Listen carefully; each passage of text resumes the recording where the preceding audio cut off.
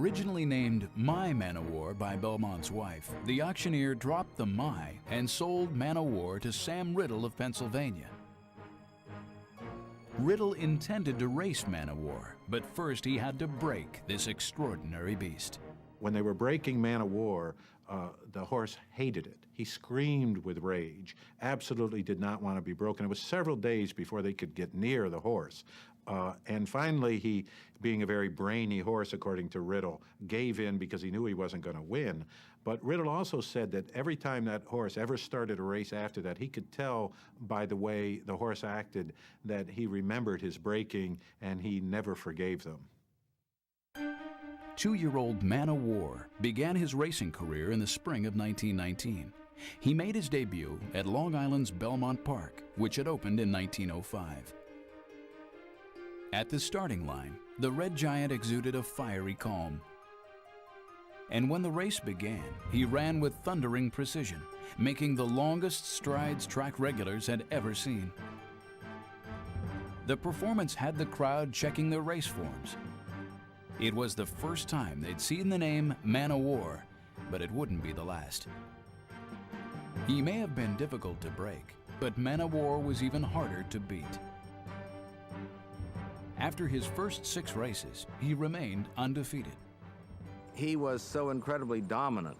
It wasn't that he just won races, but he won with a tremendous dominance over other horses.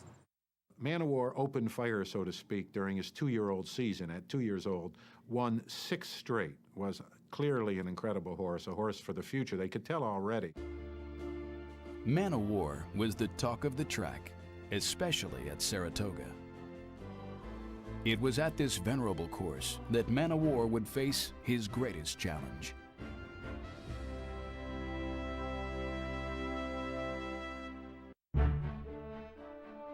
It was like going to see Babe Ruth play in Yankee Stadium. In 1919, no ticket was hotter than the one that got you in to see the thoroughbred sensation Man O' War make a run at Saratoga, the nation's premier track.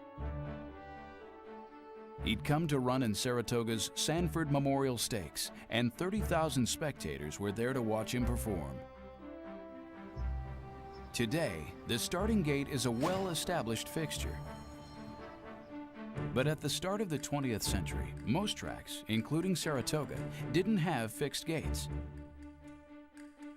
Instead, horses were lined up behind a tape that was raised to start the race.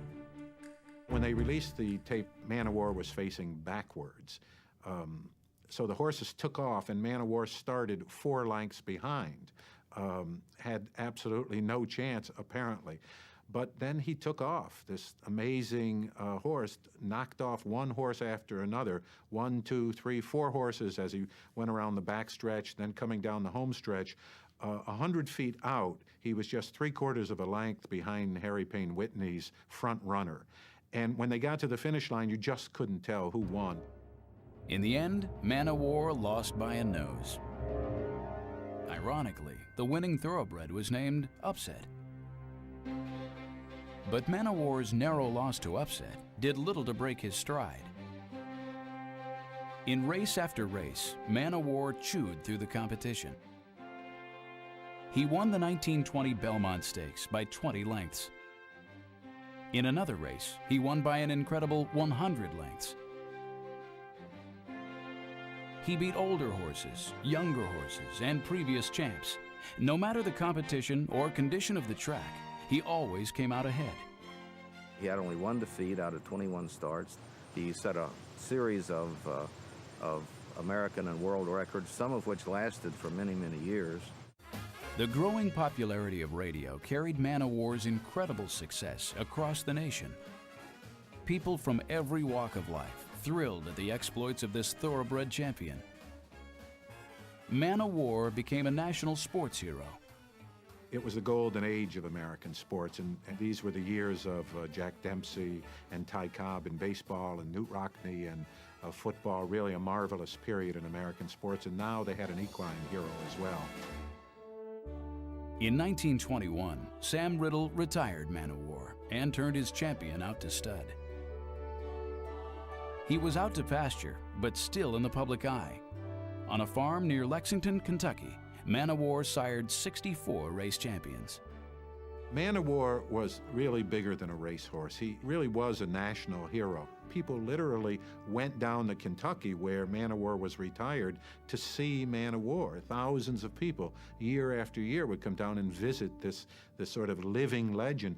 And Man O' War's groom, who took care of him at the time, became a celebrity himself, Will Harbut. His description of Man O' War as Demosthenes' horse became part of the lexicon. When Man O' War died at age 30, his passing met with fanfare normally reserved for heads of state. He was such a public hero that his funeral was broadcast on radio. They had a casket that was lined with the colors of Mr. Riddle's silks, and 8 or 10 dignitaries spoke, talking about not only his importance as a racehorse to the racing community, but his influence as a tourist attraction